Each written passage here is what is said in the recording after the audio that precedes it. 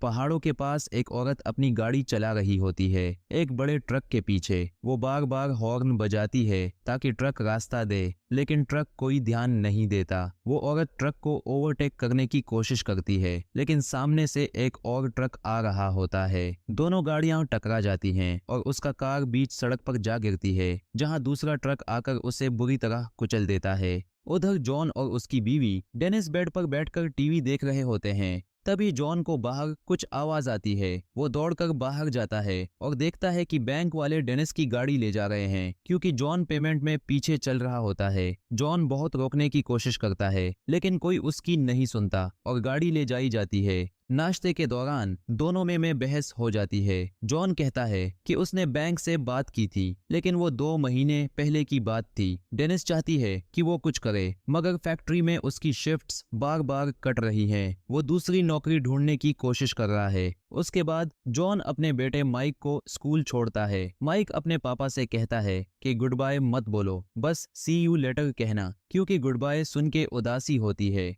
Factory में दिन भर काम करने के बाद जॉन और उसका दोस्त जिमी एक बड़ी कंपनी में इंटरव्यू देने जाते हैं। जिमी कहता है कि ये सब दिखावे के लिए है, क्योंकि ऐसी जगहों पर नौकरी सिर्फ उन्हीं को मिलती है जिनके रिश्तेदार अंदर होते हैं। मैनेजर जॉन के रिज्यूमे से बहुत प्रभावित होता है, लेकिन जैसा जिमी ने कहा था, वो जॉन को ओवर क्वालिफाइड कहकर रिजेक्ट कर देता है। रविवार को पूरा परिवार माइक के बेसबॉल मैच में जाता है। सब बहुत खुश होते हैं, लेकिन अचानक माइक चक्कर खाकर गिर जाता है। उसके मम्मी पापा भागकर उसके पास जाते हैं, मगर माइक होश में नहीं होता। अस्पताल में डॉक्टर तुरंत उसे मास्क लगाकर ऑक्सीजन देते हैं। डेनिस बहुत परेशान हो जाती है, तो एक नर्स उन्हें पेपरवर्क भरने को कहती है ताकि डॉक्टर शांति से काम कर सकें। थोड़ी देर बाद डॉक्टर बताते हैं कि माइक का ब्लड प्रेशर बहुत लो है और लगातार गिर रहा है। अगर ऐसे ही चलता रहा तो उसे हार्ट फेल हो जाएगा। फिर उन्हें डायरेक्टर रेबेका और कार्डियोलॉजी हेड डॉक्टर टर्नर से मिलाया जाता है। टर्नर एक्सरे दिखाते हैं, एक नॉर्मल बच्चे का दिल और माइक का दिल। वो बताते हैं कि माइक के दिल में सेप्टल डिफेक्ट है, जिसकी वजह से उसका दिल नॉर्मल साइज से 3 गुना बड़ा हो गया है। उसका दिल खून सही तरीके से पंप नहीं कर पा रहा और खून फेफड़ों में जम रहा है। इस स्टेज पर कोई सुधार सर्जरी नहीं की जा सकती। माइक को दिल का ट्रांसप्लांट चाहिए। दूसरा ऑप्शन है रोजाना दवाइयां लेना, लेकिन ऐसी हालत में उसकी लाइफ बहुत खराब होगी और एक दिन नींद में ही मौत हो जाएगी। रेबेका बताती है कि हार्ट ट्रांसप्लांट बहुत रिस्की ऑपरेशन है। माइक टेबल पर ही मर सकता है। उसके पास सिर्फ कुछ हफ्ते या शायद कुछ दिन बचे हैं। वो कहती है कि फैमिली चाहे तो अब के वक्त को गुड बाय टाइम बना ले। डेनिस टूट जाती है, मगर जॉन कहता है कि वो अपने बेटे का ऑपरेशन करवाएगा। डॉक्टर टर्नर कहता है कि वो माइक का नाम ऑनरगन रेसिपिएंट लिस्ट में डाल देगा, क्योंकि माइक का ब्लड ग्रुप बी पॉजिटिव है, तो उसे टॉप प्रायोरिटी मिलेगी। लेकिन रेबेका बीच में रोक देती है, पहले पेमेंट की बात करनी होगी। जॉन कहता है कि उसके पास इंश्योरेंस है, लेकिन रेबेका बताती है कि उसकी पॉलिसी इतनी बड़ी सर्जरी कवर नहीं करती। डेनिस की जॉब में कोई बेनिफिट्स नहीं है और उनके पास ना घर है ना कोई इन्वेस्टमेंट। इसका मतलब ये हुआ कि हॉस्पिटल उन्हें कैश अकाउंट मानेगा और सर्जरी का खर्च $2,50,000 होगा। हॉस्पिटल पॉलिसी के मुताबिक 30% एडवांस पेमेंट देनी होगी, तभी मरीज का नाम लिस्ट में डाला जाएगा। वो दोनों जाते समय एक और डॉक्टर उनसे बात करती है। वो बताती है कि काउंटी हॉस्पिटल में हार्ट ट्रांसप्लांट करता है और पता चलता है कि कंपनी ने नया इंश्योरेंस कैरियर लिया है, सस्ता वाला, जिसमें बहुत सारे रेस्ट्रिक्शन हैं। चूंकि जॉन के घंटे कट गए थे, अब वो पार्ट टाइम एम्प्लॉय गिना जाता है, इसलिए उसे फुल कवरेज नहीं मिलता। जॉन अपनी परेशानी बताता है, लेकिन एचआर वाला कहता है कि वो कुछ नहीं कर सकता। वो जॉन को अपील फाइल करने को कहता है, जो 7 वर्किंग डेज में होती है। जॉन और डेनिस बहुत सारे फॉर्म भरते हैं, insurance company, children services, government office, लेकिन हर जगह से वही जवाब मिलता है, आप गरीब नहीं हैं। आखिरकार जॉन की अपील अप्रूव हो जाती है और वो रेबेका के पास दौड़कर जाता है, लेकिन वो बताती है कि अपील सिर्फ पुराने क्लेम्स के लिए होती है। उसे ग्रीवेंस फाइल करनी होगी, जो 30 दिन तक लग सकती है। इसके बाद जॉन और डेनिस अपने दोस्तों से पैसे उधार लेना शुरू करते हैं और अपनी चीजें बेचने लगते हैं। कुछ पड़ोसी उनकी मजबूरी का फायदा उठाते हैं और उनकी चीजें बहुत कम दाम में खरीद लेते हैं। वो दोनों हर रोज अस्पताल जाकर माइक से मिलते हैं और उसकी तबीयत ठीक रखने की कोशिश करते हैं ताकि उसके दिल पर ज्यादा दबाव ना पड़े। कभी कभी अस्पताल में रहना मुश्किल होता है क्योंकि वो दूसरे मरीजों को मरते हुए देखते हैं। एक दिन जिमी जॉन को सलाह देता है कि वो अपनी कहानी न्यूज में लाने की कोशिश करे। जॉन टीवी स्टेशन जाता है और एक रिपोर्टर से मिलता है जो उसकी बात में दिलचस्पी दिखाता है, लेकिन उसे पहले अपने सीनियर्स से परमिशन लेनी होती है। वक्त बीतता है और जॉन को अपनी कार और शादी की अंगूठी जैसी जरूरी चीजें भी बेचनी पड़ती है, फिर भी पैसे पूरे नहीं होते। एक सुबह डेनिस अस्पताल से फोन करती है और बताती है कि डॉक्टर टर्नर माइक को डिस्चार्ज करने वाले हैं। जॉन ने थोड़ा बहुत पेमेंट छोड़ रखा था ताकि कमरा बना रहे, लेकिन डेनिस गुस्से में उससे कहती है कि अब कुछ करे। सारी बातें सोचने के बाद जॉन अस्पताल जाता है और टर्नर से अकेले में बात करता है। दोनों में बहस होती है, लेकिन टर्नर मदद करने से साफ इनकार कर देता है। अचानक जॉन टर्नर को दूसरे कमरे में धक्का देता है और बंदूक निकाल लेता है। वो कहता है कि अब वो अच्छे से नहीं खेलेगा। टर्नर के पास कोई चारा नहीं बचता और वो मदद करने को तैयार हो जाता है। जॉन दरवाजा जंजीर से बंद कर देता है और डॉक्टर को साथ लेकर चलता है। जब वो सिक्योरिटी गार्ड मैक्स से मिलता है तो जॉन उसे बंदूक दिखाकर पीछे हटने को कहता है। मैक्स के पास हथियार नहीं होता तो वो मान जाता है। फिर जॉन एक और दरवाजा बंद करता है और मुख्य हॉल में पहुंचता है। जैसे ही लोग देखते हैं कि जॉन के हाथ में बंदूक है, अफरा तफरी मच जाती है। सब लोग भागने लगते हैं तो जॉन जल्दी से दरवाजा बंद कर देता है ताकि कोई बाहर न जाए। कुछ लोग वहां फंसे रह जाते हैं। कुछ तो ऐसे मरीज होते हैं जिन्हें तुरंत इलाज की जरूरत होती है। जॉन एक डॉक्टर से कहता है कि वो उनका ख्याल रखे।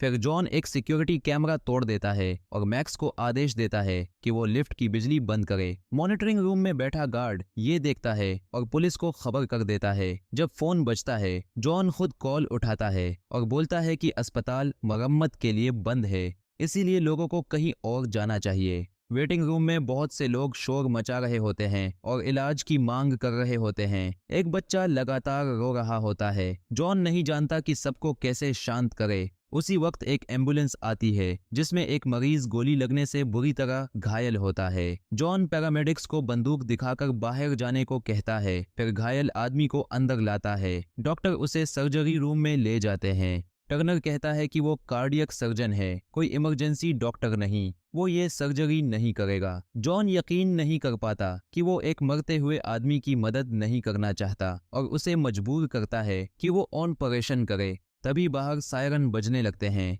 पुलिस बिल्डिंग को घेर लेती है। लेफ्टिनेंट फ्रैंक अपनी टीम को पोजीशन में लगाता है और झुंझला जाता है जब पता चलता है कि रेबेका शनिवार की वजह से ऑफिस में नहीं है। अंदर इमरजेंसी रूम में डॉक्टर अब एक गर्भवती औरत का इलाज कर रहे होते हैं। मैक्स के रेडियो पर फ्रैंक का मैसेज आता है। वो जॉन से बात करना चाहता है। जैसे ही जॉन रेडियो लेता है, फ्रैंक बातचीत में नरमी दिखाने और जॉन को समझाने की कोशिश करता है। जॉन समझ जाता है कि फ्रैंक उसे इमोशनली मैनिपुलेट करने की कोशिश कर रहा है। वो अपने डिमांड्स बताता है। पुलिस रेबेका को ढूंढे और माइक का नाम ऑर्गन वेटिंग लिस्ट में डाले। फ्रैंक वादा करता है कि वो कुछ करेगा, लेकिन जॉन को उस पर भरोसा नहीं होता और वो रेडियो काट देता है। उसके बाद जॉन बाकी मरीजों से बात करता है। एक आदमी है जो अपनी बीवी के बच्चे के जन्म का इंतजार कर रहा है। वहीं एक और आदमी मिच है जो कहता है कि वो और उसकी गर्लफ्रेंड जूली कार एक्सीडेंट में थे, लेकिन उसकी बातों में बहुत विरोधाभास होता है।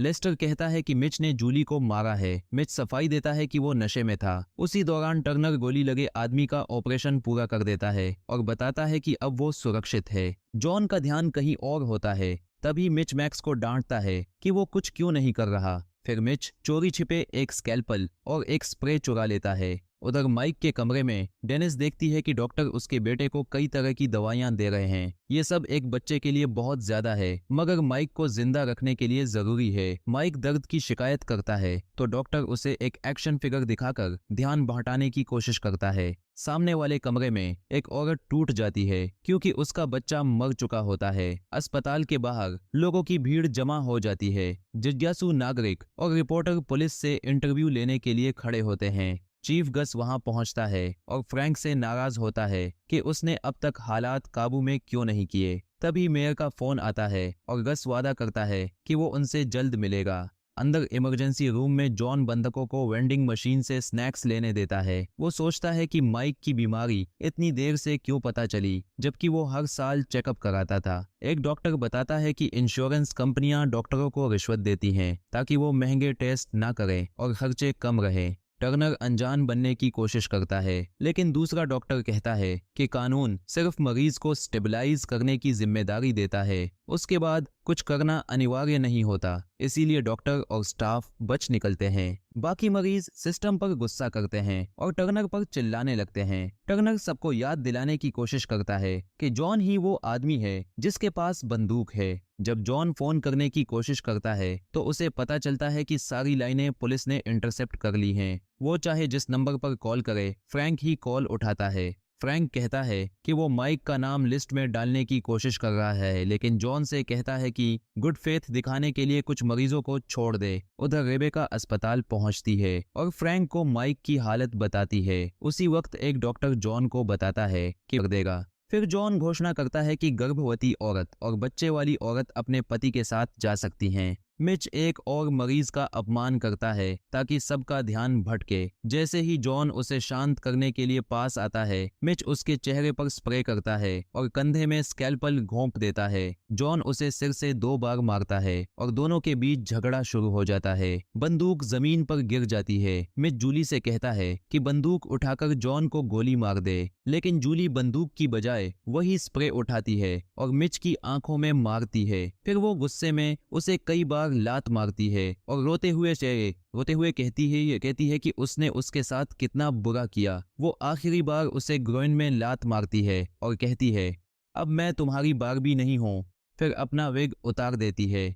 सब लोग उसकी हिम्मत पर ताली बजाते हैं, जबकि जॉन तुरंत बंदूक उठाता है और मैक्स से हथकड़ी मांगकर मिच को रेडिएटर से बांध देता है। फिर जॉन बच्चे वाली औरत और गर्भवती औरत को उनके पति समेत जाने देता है। बाहर भीड़ खुशी मनाती है और वो रिपोर्टर जिससे जॉन पहले मिला था, लाइव न्यूज कवरेज में इस घटना को दिखाता है। खासतौर पर माइक की कहानी बताता है। रिहा हुए बंधक रिपोर्टरों को बताते हैं कि जॉन ने उनके साथ अच्छा व्यवहार किया। इसी बीच एक न्यूज टीम देखती है कि पुलिस के पास अस्पताल के अंदर के कैमरों की फीड है। दूसरी ओर गस और एक ऑफिसर रेबेका से बात करने की कोशिश करते हैं। रेबेका बिल्कुल भी अपराध बोध नहीं दिखाती और कहती है कि ऐसे पेरेंट्स हर दिन पागल हो जाते हैं, लेकिन वो नियम नहीं बदल सकती। अगर लोगों को ये सिस्टम पसंद नहीं तो उन्हें अपने सांसद से बात करनी चाहिए। ऑफिसर सुझाव देता है कि वो जॉन से झूठ बोल सकते हैं।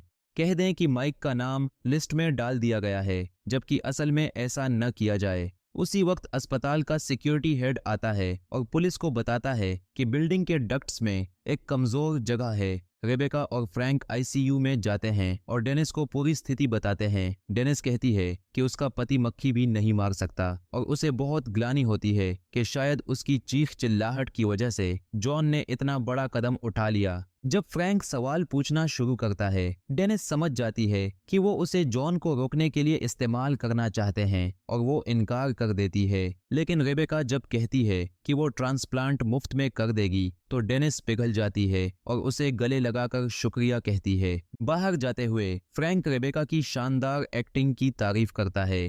टीवी पर जिमी दिखाई देता है और बताता है कि ये हादसा असल में उस खराब सिस्टम की वजह से हुआ है जिसने जॉन जैसे इंसान को कोने में धकेल दिया। इसी दौरान पैरामेडिक्स और फायरमैन पहाड़ों के पास दुर्घटनाग्रस्त कार में उस औरत को पाते हैं, वही जो शुरू में मरी थी, और पता चलता है कि वो एक डोनर है। अस्पताल में एक ऑफिसर फ्रैंक को बताता है कि वो डक्ट्स के रास्ते एक आदमी को अंदर भेज रहे हैं ताकि वो साफ निशाना लगा सके। फ्रैंक गस पर चिल्लाने के लिए दौड़ता है क्योंकि गस उसकी पीठ पीछे प्लान बना रहा था। इस पर गस भी गुस्से में चिल्लाता है, कहता है कि अगर कुछ नहीं किया गया तो जॉन जल्द ही लोगों को मारना शुरू कर देगा। लेकिन असली सच तब सामने आता है जब गस गलती से इलेक्शन ईयर का जिक्र कर देता है। तब फ्रैंक को एहसास होता है कि गस सिर्फ मेयर के सामने अच्छा दिखने के लिए ये सब कर रहा है। पकड़ा जाने पर गस फ्रैंक को केस से हटा देता है। सिक्योरिटी हेड एयर कंडीशनिंग बंद कर देता है और एक स्नाइपर एयर डक्ट के अंदर से चुपके से घुसता है। उसी वक्त रिसेप्शन फोन बजता है और जॉन कॉल उठाता है। दूसरी तरफ डेनिस की आवाज सुनकर वो हैरान रह जाता है। डेनिस बताती है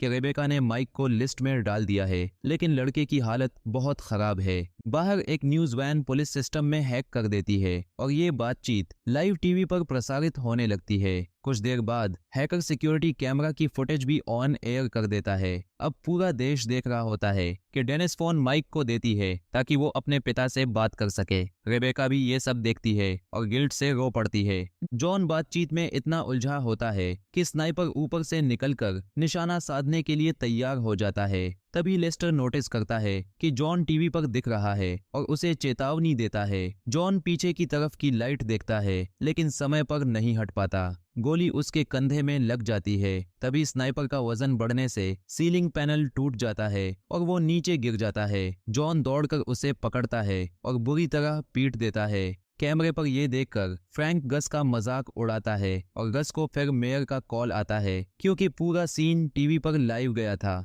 डॉक्टर जॉन के जख्म का इलाज करते हैं। वहीं पुलिस हैकर को पकड़कर उसकी कनेक्शन काट देती है। बाहर भीड़ जॉन के लिए नारे लगाने लगती है। जब भी वो खिड़की पर दिखता है, लोग तालियां बजाते हैं। इस बीच हेलीकॉप्टर पहाड़ों के पास एक्सीडेंट वाली औरत को उठाता है और रेबेका कुछ कॉल्स करने लगती है। जॉन डिमांड करता है कि वो सिर्फ फ्रैंक से बात करेगा, तो गस मजबूर होकर उसे दरवाजे पर भेजता है। जॉन बाहर आता है, स्नाइपर को अधनंगा और बंधा हुआ खड़ा दिखाता है। वो पुलिस पर झूठ बोलने का इल्जाम लगाता है और माइक को देखने की मांग करता है। फ्रैंक की सारी नेगोशिएशन को नजरअंदाज करते हुए वो कहता है, अगर माइक को ले आओगे तो स्नाइपर को छोड़ दूंगा। अब जब भीड़ पूरी तरह जॉन के पक्ष में होती है, तो गस और फ्रैंक सोशल प्रेशर में झुक जाते हैं और माइक को लाने का ऑर्डर देते हैं। पुलिस डेनिस को रोकती है, जबकि माइक को आईसीयू से इमरजेंसी एरिया में लाया जाता है। जैसे ही स्ट्रेचर अंदर आती है, जॉन स्नाइपर को छोड़ देता है। डॉक्टर टर्नर चेकअप करता है और बताता है कि माइक की हार्ट रेट बहुत लो है। अगर तुरंत हार्ट ट्रांसप्लांट नहीं हुआ तो वो कुछ घंटों में मर जाएगा। ये सुनकर जॉन खुद अपना दिल देने की पेशकश करता है, लेकिन टर्नर मना कर देता है। कहता है कि दर्जनों टेस्ट के बिना ट्रांसप्लांट बहुत रिस्की है। कुछ होस्टेजेस जॉन की बहादुरी की तारीफ करते हैं, जबकि कुछ कहते हैं कि माइक कभी नहीं चाहेगा कि उसके पिता इस तरह मरें। जॉन जब गन उठाता है तो टर्नर समझ जाता है कि वो रुक नहीं सकता और सर्जरी करने के लिए तैयार हो जाता है। दूसरे अस्पताल में डॉक्टर उस एक्सीडेंट वाली औरत के ऑर्गन निकाल रहे होते हैं और कंफर्म करते हैं कि उसका ब्लड ग्रुप B+ है। रेबेका को तुरंत फैक्स आता है जिसमें डोनर की जानकारी होती है। वो भागकर डेनिस को बताने जाती है। इधर जॉन अपनी वसीयत लिखता है और 2 गवाहों के सिग्नेचर मांगता है। मिच और लेस्टर मना कर देते हैं, तो मैक्स और जूली साइन कर देते हैं। डॉक्टर माइक को ऑपरेशन के लिए तैयार करते हैं और जॉन रोते हुए उसे याद दिलाता है, हमेशा अच्छा और दयालु इंसान बनना। फिर जॉन गन से बुलेट निकालकर दिखाता है कि उसकी बंदूक पूरी तरह खाली थी, यानी उसने किसी को नुकसान पहुंचाने का इरादा कभी नहीं किया था। वो खुद पर गोली चलाने की कोशिश करता है, लेकिन सेफ्टी न होने की वजह से फायर नहीं होती। तभी डेनिस वॉकी टॉकी से उसे बुलाती है। वो उसे इग्नोर करता है। डेनिस भागकर दरवाजे तक आती है और चिल्लाने लगती है। कुछ ही मिनटों बाद हेलीकॉप्टर दिल लेकर पहुंचता है। 4 हॉस्टेजेस को छोड़ा जाता है और फिर जॉन बाहर आता है, जिसे तुरंत पुलिस गिरफ्तार कर लेती है। गस कैदी को लेकर चला जाता है, लेकिन फ्रैंक नोटिस करता है कि वो असल में लेस्टर है, जो जॉन के कपड़े पहने हुए है। फ्रैंक हंसता है और उन्हें जाने देता है। अंदर जॉन और डेनिस सर्जरी होते हुए देखते हैं। फ्रैंक अंदर आता है, लेकिन ट्रांसप्लांट सफल होने की पुष्टि के बाद ही जॉन को गिरफ्तार करता है। अगले कुछ दिनों तक टीवी और रेडियो पर बस यही खबर चलती रहती है। लोग सिस्टम को कोसते हैं, जिसने जॉन को ये कदम उठाने पर मजबूर किया। 3 महीने बाद लंबा ट्रायल खत्म होता है। जूरी जॉन को 3 में से 2 आरोपों में दोषी ठहराती है। उसे 3 से 5 साल की सजा मिलती है, लेकिन अच्छे बर्ताव से शायद 2 साल में बाहर आ जाएगा। जॉन डेनिस को गले लगाता है और माइक से कहता है, परिवार का ध्यान रखना। माइक गुड बाय कहता है तो जॉन मुस्कुराकर जवाब देता है, सी यू लेटर। जाते हुए लेस्टर जॉन से कहता है, तू मेरा हीरो है। और माइक अपने पिता की ओर देखकर धीरे से कहता है, थैंक यू डैड।